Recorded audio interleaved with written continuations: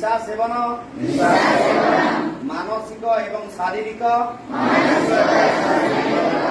स्वास्थ्य उपरे कुप्रभाव पकाई थाए।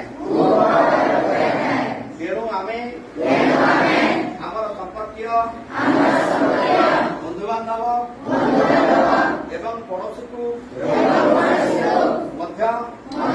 निशा ठारू दूरे रहा सचेतन करूँ। आमे भारत को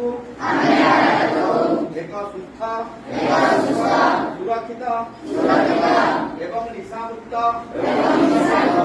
भाव गढ़ी तोड़ापी आम्भर निष्ठापर प्रयास जारी रखू। भारत माता की जय। वंदे उत्कल जननी।